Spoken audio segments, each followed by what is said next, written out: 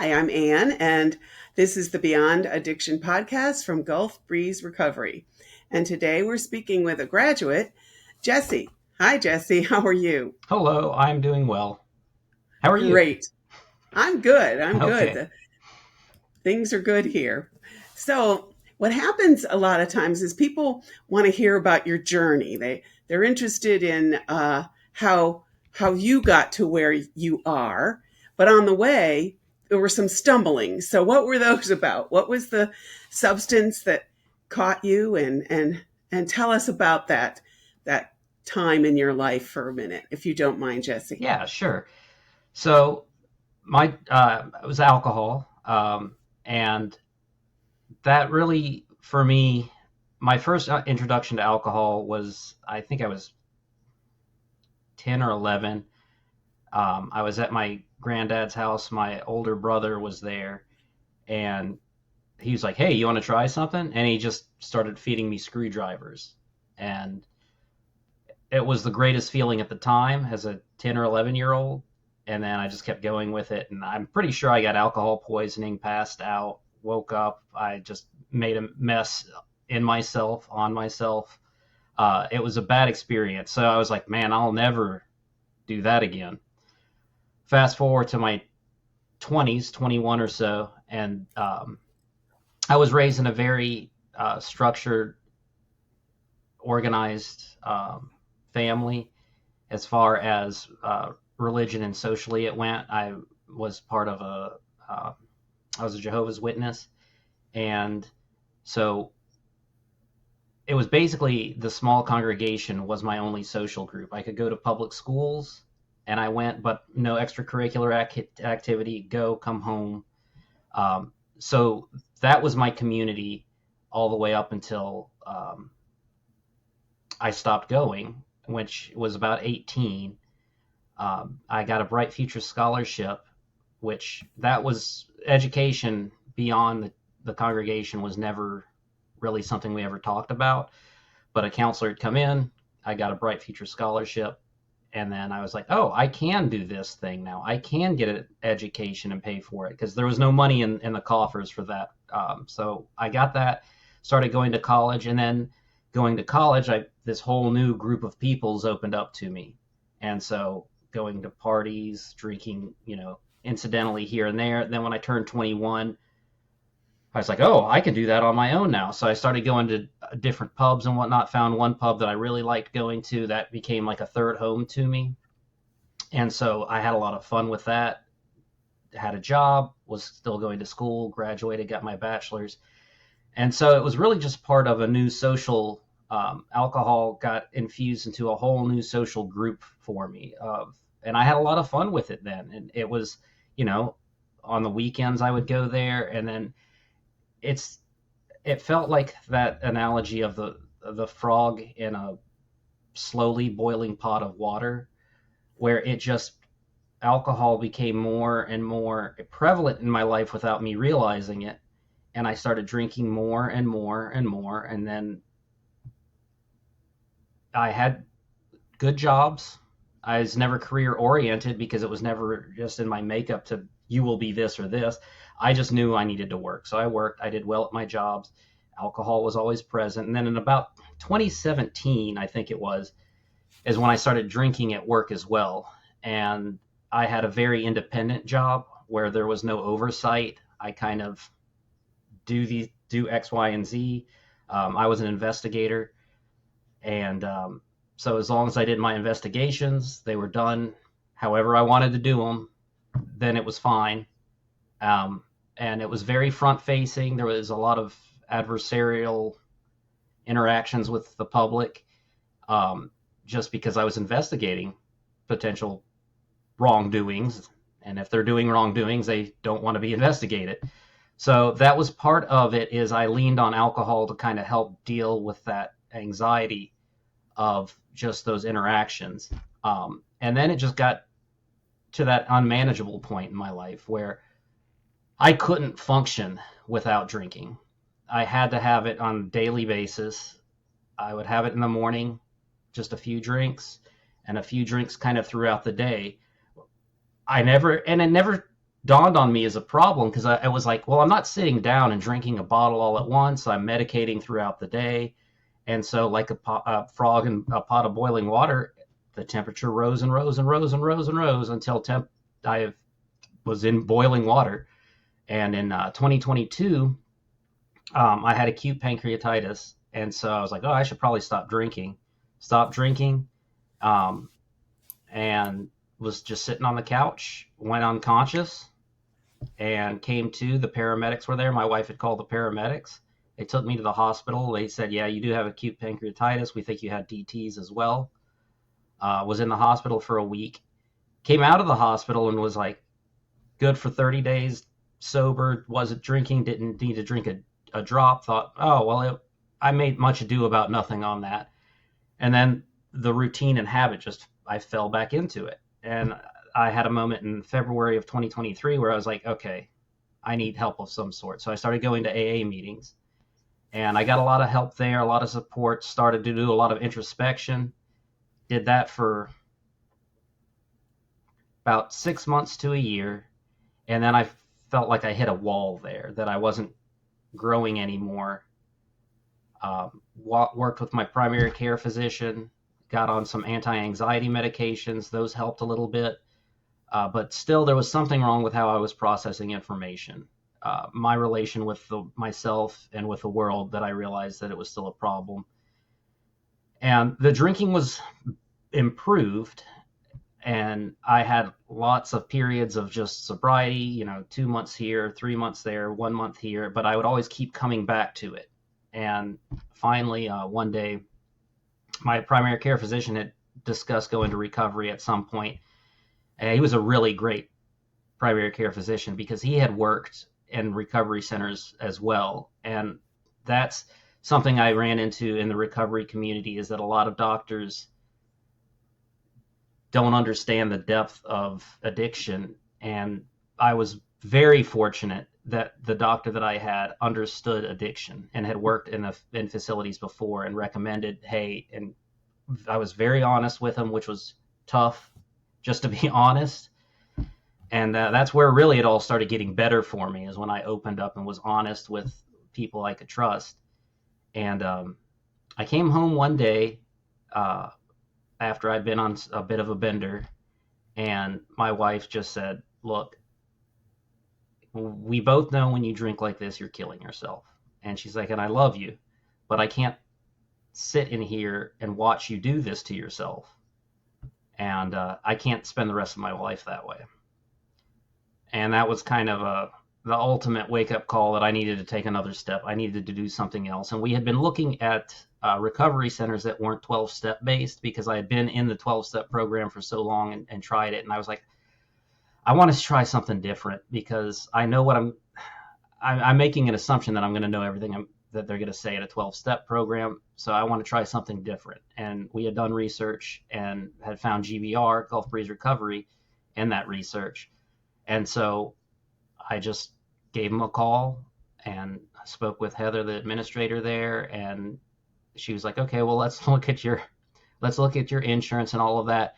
And I, being the stubborn person I am, I just went down there and just got checked in and I started the detox process, and the rest is history, which we will talk about. But that's what brought me to GBR. Yeah, and you're like a perfect example of what they talk about at GBR, which is like an innocent attempt to manage life. It wasn't like you were this, people think of an alcoholic on the side of the road with a brown paper bag Right. and dirty pants. You were functioning. You thought you had kind of come up with a pretty good skill, right? You had it under control. I thought so. So yeah, and so tell me, I mean, I know your wife had we used to call it in my family the ultimatum. When you get the ultimatum, that was there, but you already knew that you were no longer in control, didn't you? I did. I realized that I wasn't in control of my thoughts and my emotions, and that anytime I was uncomfortable or bored or anything, my default was just go drink.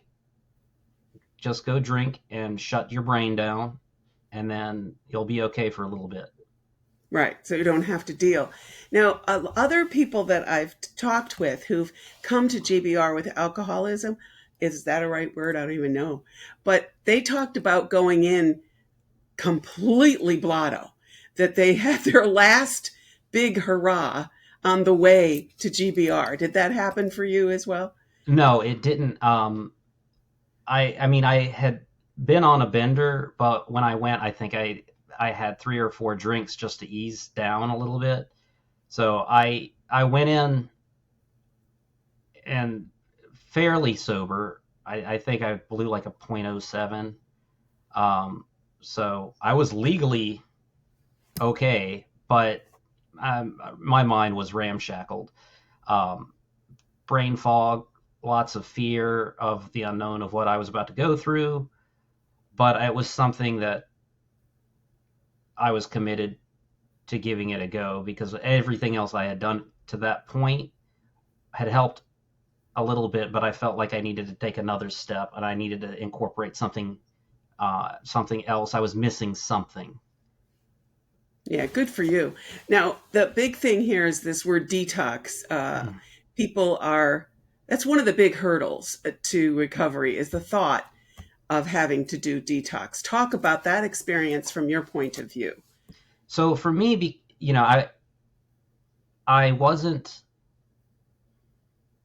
coming off of a massive bender. I wasn't going through. I was relatively sober relatively quickly, um, but my body was just so physically drained, and my mind was just so emotionally drained. Lots of brain fog.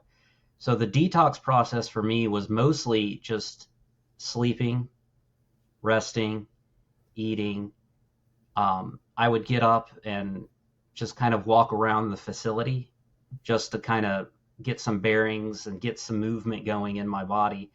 Um, so the 3 days I was in detox was pretty much just shut down, try not to think too much. I had a journal. I started journaling the day that I went in. Never journaled before, and that was a great tool for me for both just giving myself something to do, um, to just process kind of what I was feeling, and Excuse then me. bless you, and then it was good for reflection as well. It really did help me looking back at it reinforce how any state that I'm in is a passing state and a passing phase, and it basically I could take myself out of my thoughts and look at what I was experiencing objectively, and that helped a lot too. Right. And to those on the outside looking in, they look at detox as getting clean. Some people think, well, I just need the detox. I'll be able to handle the rest. And I know that at GBR, the detox is less about the being clean and more about getting healthy, Mm, making, being able to get to the point where your brain fog has lifted so that anything you're going to get now, you can receive. right. Yeah, and that was really important because I'd already played around with recovering from a bender, getting healthy, not drinking for a week or something, but that pattern wasn't going to go away. I was going to keep going on benders. I knew how to get better from a bender, but then I was just going to go back and do it again. And I didn't want to up until the point that I did. And then it would just boom, everything gone. So I knew at that point, yeah, just the detox was not going to be enough. I needed help and I needed some therapy, whatever that looked like. And just, I came in at a point where I was going to surrender to the process and just absorb it and see what it was all about. Because I truly didn't know. I'd done some research, but I had no idea what it was, and that was scary, not knowing. And then just surrendering. But as soon as I got there, with the way the staff treated me and whatnot, I felt safe, and that was the biggest thing for me. Is I felt like I could trust the process, that nothing crazy was going to happen. I was going to be safe there. And once I accepted that in my mind, I was okay with GBR and the process, and what was going on was just knowing that what they're doing is with my best interest in mind. Yeah, that's good to hear. You had the confidence that you were going to be able to be taken well care of. But now you've set yourself up, and now you're going to embark on the therapy. Hmm. And there's both group and individual. Take us through that experience too. Yeah, so I remember my first day, it was classes, and it's a little disorienting at first because in that group setting, it's not like there's a syllabus where it's just day one looks like this, day two looks like this. They go in and you're just integrated into where they're at. Now, when you're there for 2 months, everything starts to cycle back around. So you're going to get everything. And the first couple of days, it really doesn't make a whole lot of sense because they're building on things that have been presented earlier. But I still could find things that I agreed with that made sense when they started talking about three principles of mind, thought, and consciousness. I have a psychology background, so I was really interested in that. And I was like, okay, what are they talking about here? And I just really focused on listening to what was being said before I made assumptions or said, well, this is hogwash. It's like, well, I don't know if it's hogwash or not because I don't know what it is. So I really worked hard on not discounting something just because I didn't like how it sounded at first. I had to have a reason to understand what it was that I was discounting, and that's really helped me moving forward in every aspect of my life. Instead of saying, "Oh, that's BS," why? What is it about it that's BS that makes me not like it? Because then I can learn more about myself and why I create these anxieties, these revulsions, why am I rejecting and repelling? What is it in me that's repelling and rejecting it? And is that something that I can change? But getting back to the classes, so as I flowed through those classes, they started to make sense when I would listen. I would take notes, and then the one-on-one therapies were nice. I got 2 sessions a week on the one-on-ones, and that really was good to help focus me more on what I was dealing with and struggling with at the time and just work through that. So that was the group therapy was kind of, it's the broad picture of what they're trying to talk about. And then in those individual therapy sessions, it's really important to listen to what's going on, to know what you're processing, how you're feeling, so you can communicate that to the therapist. Because a therapist can't help you if you don't honestly communicate with them. Um, it's not a very good therapy session when all my answers are just yes, no, I'm okay. Not a whole lot of material to work with there. So in the therapy sessions, I really leaned into talking with my therapist, not being talked at, but just organically listening to them listening to me. And that's the biggest thing with therapy too, is that has to be an open, organic dialogue. And it was. And so I got a lot from both the group therapy, which is, everyone can, if you have a question, you ask the question. If you have a comment, you make a comment. And that was the majority of it is those group learning sessions. And then you break off your individual therapy sessions when they're scheduled. But yeah, that was it. That was my experience with that. Yeah, because the what I see as a difference is they're really dedicated to finding the root cause. Yes. Not you've obviously got the symptoms, but can we get to the root cause? And they talk about someone like yourself having insight. Talk about what that word insight meant for you in this procedure. So the insights for me, they're really just, it's nothing more than it making sense and being something that makes sense to me that is applicable to me as an individual person. Because we all know throwaway, and they're not throwaway catchphrases if they work and they're meaningful to that person. You can lead a horse to water, but you can't make it drink.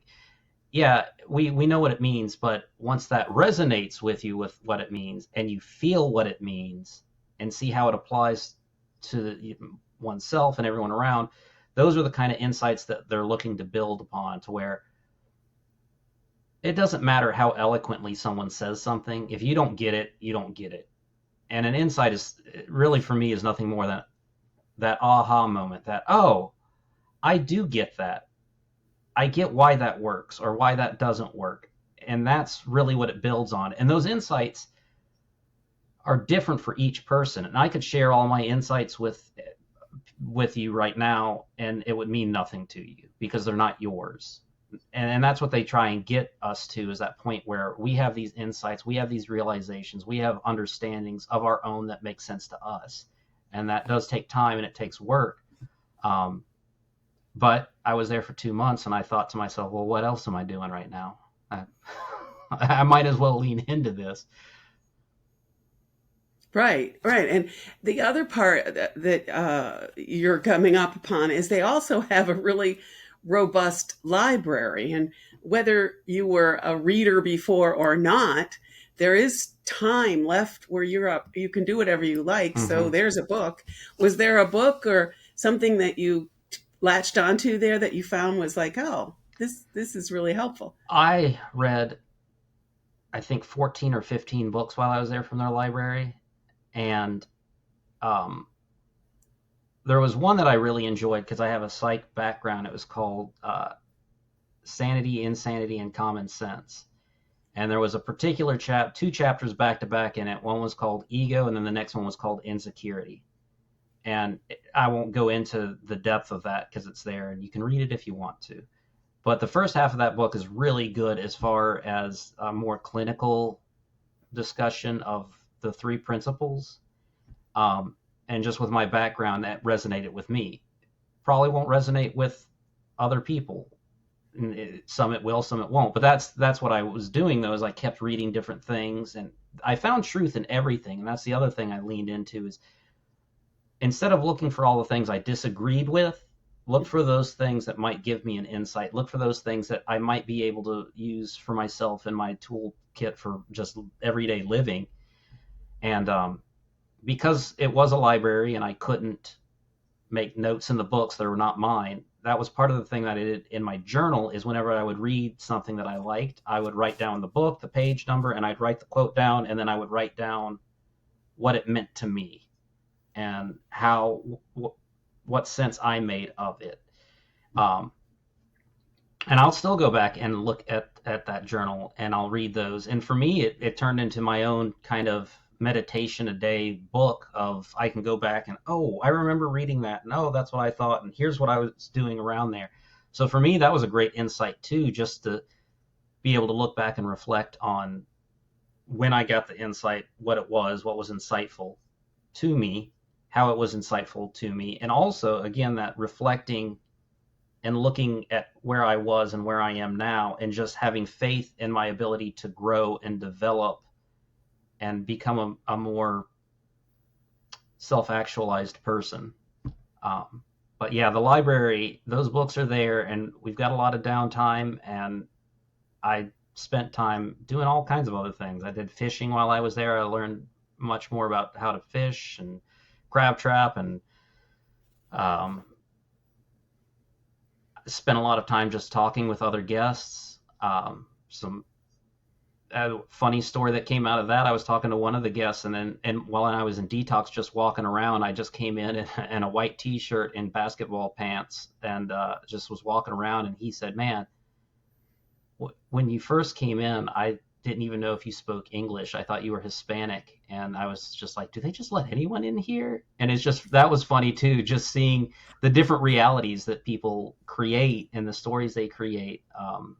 And perceptions. So, I mean, the whole experience was stress inducing just because of what it was in my life, but very fruitful. Yeah, the book for me, just because a lot of these things just apply to everything, let alone substance. Right. But for me, it was the inside out, Mm-hmm. and how focused they are on the fact that this is an inside job and you can't look outside. Maybe it's shopping, maybe it's liquor, who knows what it is, but that it's not out there. It's not going to help. It's inside. And they even take it so far as to feeding you so well. Mm-hmm. Yeah. Yeah. No. The I still actually the nutritionist they have a nutritionist there, and I'm still working with her, um, and just learning about my body and how my body processes different nutrients, what my genetic makeup is. I mean, it really is a holistic approach. You get 3 square meals a day. There's snacks. Learn how. I mean, just the energy levels that I had physically and my ability to focus just increased so much just by taking care of my body, which they do that there as well. Um, they have a sauna day. You can go in the sauna and sweat it all out if you want to. You can exercise. Um, everything is just about anything you need is there. Everything you want might not be there, but welcome to life. So everything you need is there. Everything I needed was there. The rooms you get into, you wouldn't know that you weren't in a nice hotel. Um, the meals are better than the continental breakfasts. Um, yeah, the whole of it, it was just very well taken care of. And all the therapists and all the staff are always willing to listen. I would wake up at 3 o'clock in the morning and just go downstairs and talk to some of the staff members if I couldn't sleep. And they would listen and just, talk. And that was really nice too, because I never felt like I was ever alone. Yeah, yeah. There's always a yeah. The staff walks the walk. They are part of the program and very much a part of that program. But the part that I think people might discount is the whole recreational therapy part, Mm. where you're discovering you can interact and actually have fun without a substance.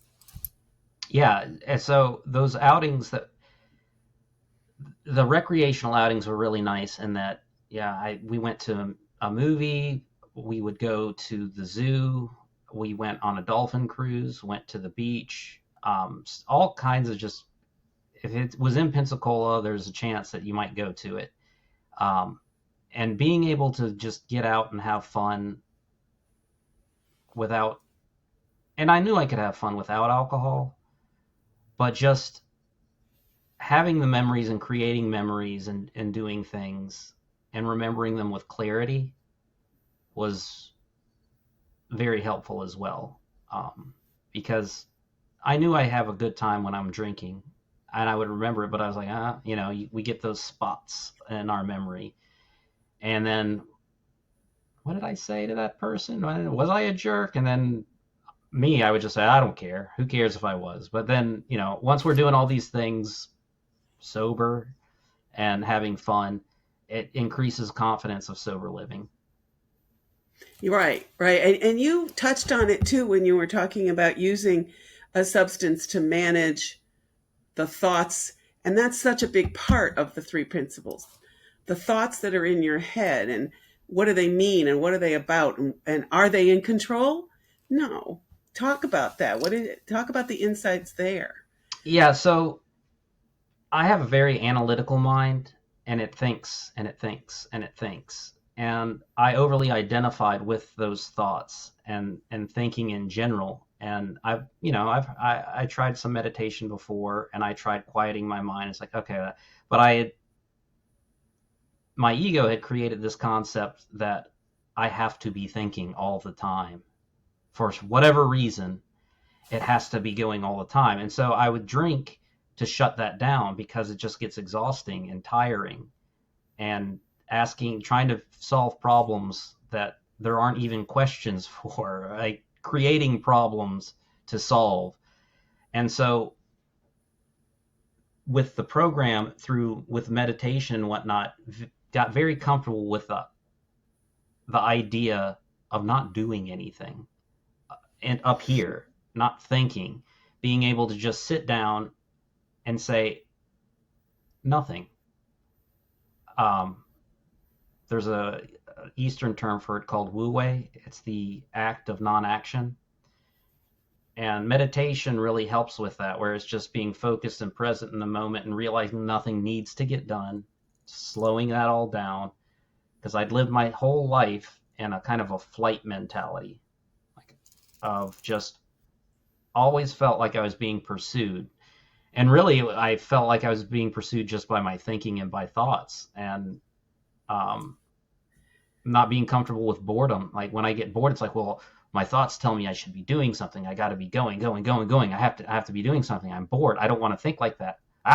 So then if I drink, it shuts that down, and then I can just slip into this low consciousness state.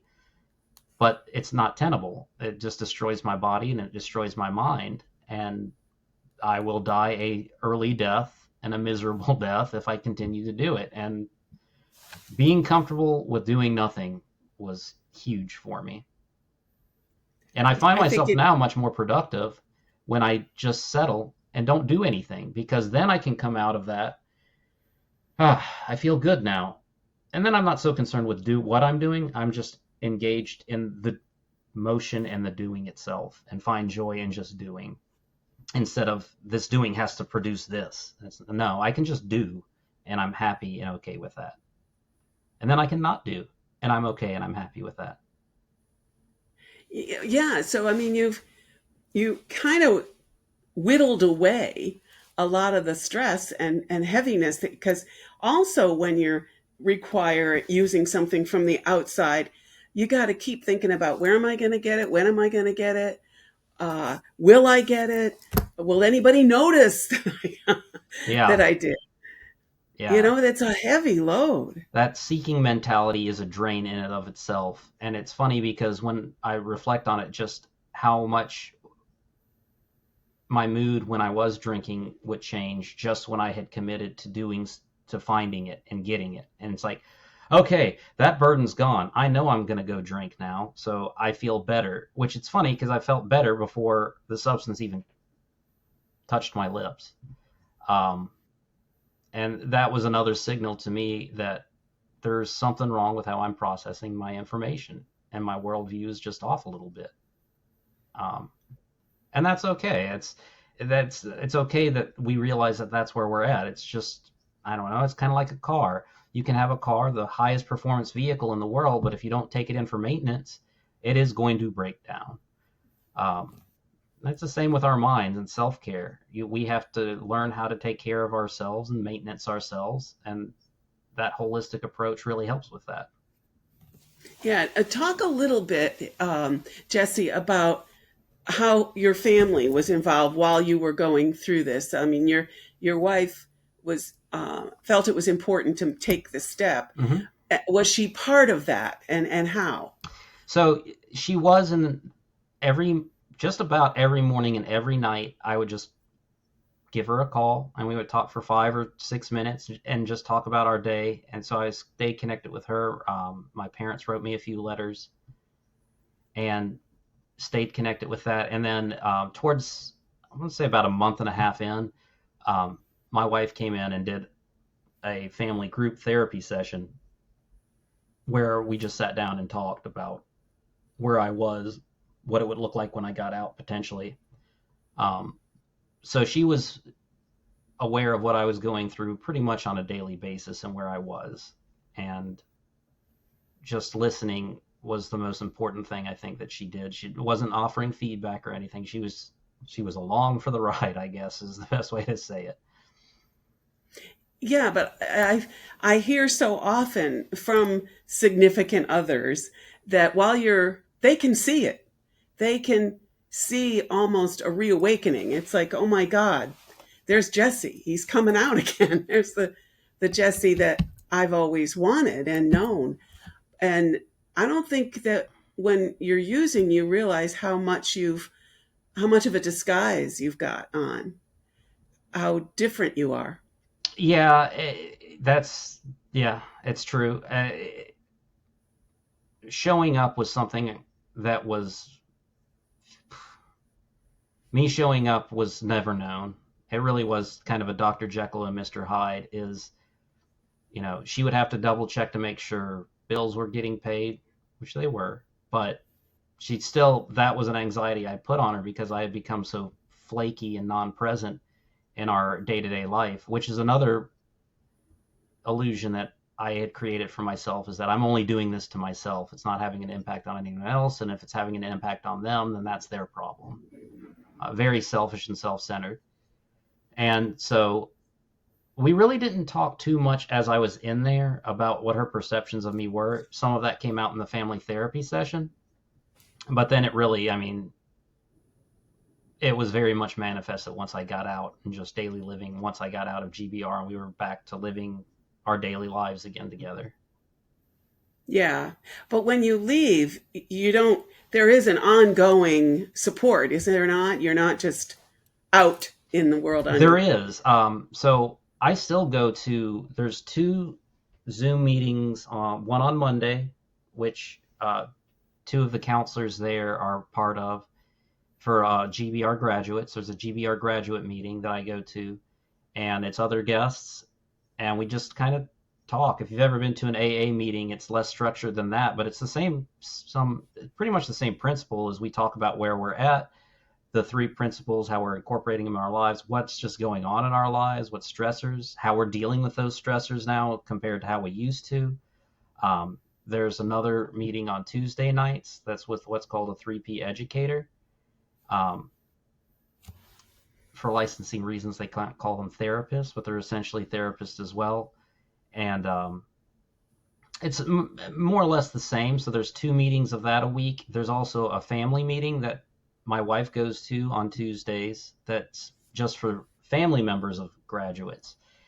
So she does that, and then I have a 3P educator that I meet one-on-one with via phone once a week. And there's other degrees too. Those are the options that I chose for myself, but there are other options um, for more intensive outpatient care. Um, I don't remember all of them off the top of my head, but the ones that I utilize are those Zoom meetings twice a week, if I can make both of them. If I can, I'm doing something else, and that's okay too. And then once a week with my 3P educator, I speak with my 3P educator once a week. All right. How long have you been sober? So I got out, well, I went in September 28th, so since September 28th or 29th of 2024. Nice. So tell me, what's the best part about sobriety? Just enjoying every day of my life. That's kind of big. That's all. That's it.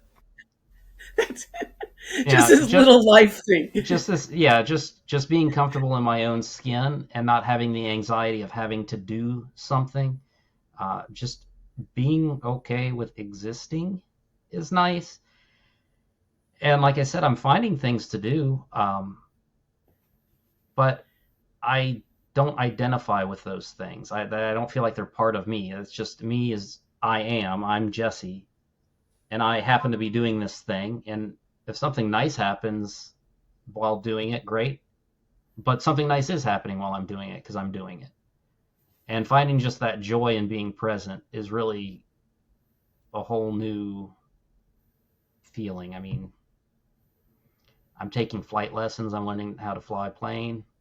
Um, I'm working with a guardian ad litem program, which is for children who are going through hard times legally, through like divorces or abuse. I have my regular full time job, which I'm enjoying so much more now, and I don't see it anywhere near. I used to see it as just, oh, I got to go to work, and now it's like, oh, this is what I'm doing now. I'm doing this for this amount of time, and then I won't do this, and then I'll do that. So I've gotten better at leaving work at home and just leaving everything where it is, and I can get to it at some time, and just my flow in life is better. Um, yeah, just life, Yeah, just enjoying life. you did a good job for yourself. You really did. Tell me the big thing. you're so generous to share all this for the people who are listening. But I guess the thing I want to make sure is you get to say what it is you want the listener or viewer to know about GBR, to know about this program. What do you want to make sure somebody gets out of this? That it works if you work with it, and you have to go into it, and you have to want to have, you have to be at a point of humbleness to know that you need help, and it's okay because everyone needs help with something at some point. No man is an island unto himself. No human being is an island unto himself. We're all connected with each other in life, and there's no shame and there's no guilt in needing help, any more so than there's shame in needing to eat or needing to drink food or needing to sleep. It is, we're social creatures. We need each other because that's just what humans are. We're social creatures, and uh, I'm doing this because I want, hopefully it'll help someone get help to have a better life. I just want people to have a better life, because if everyone can have a better life, a raising tide raises all ships. And if everyone's in a happier, better place, the world's a happier, better place. Yeah, yeah, that's because there's so much to learn, but you have to be able to receive it. Oh yes. And And that's the big difference. we should never stop growing. I think that's something that I ran into as an adult, is we get to a point and we stop mentally growing. We go through our physical growing pains, and then mentally we associate some degree of pain with bad. And some degree of pain and discomfort is not bad. It's growing. I mean, if we just look at nature in general, trees don't stop growing until the day they die. And that's my goal, is to just grow until I turn off. Yeah. I saw a woman interviewed, and she was doing a special on the redwood trees, and the roots of the redwood trees do not go deep. They go out because they support one another. And that for me was one of those insights Yeah, where it's a good one. what you just said, we need each other and we need to interact. And that's what you're hoping to do here. Yeah, absolutely. Self isolation was the worst thing I ever could do to myself. Um, because then I start creating these stories about how horrible the world is, how negative the world is, and then I don't want to go back out into it. And that's just my thinking, that's just my perception. I can find as much good or bad as I look for, and anyone really can. And so it's, what do we look for in life? And we'll get Perfect. it. It's there. Anything you want is there. Anything you want to find is there. Whether that be whatever you define evil as, or good as, or selfishness as, or greed as, or love as, or joy, it's all there, and you can find it wherever you look for it. So where you look, you will find. Just be careful what you look for, because that will become part of you. Perfect. That's a perfect spot. Thanks so much, Jesse. No, you're You've welcome. been once again a terrific guest. Thank you. I'm going to stop the recording.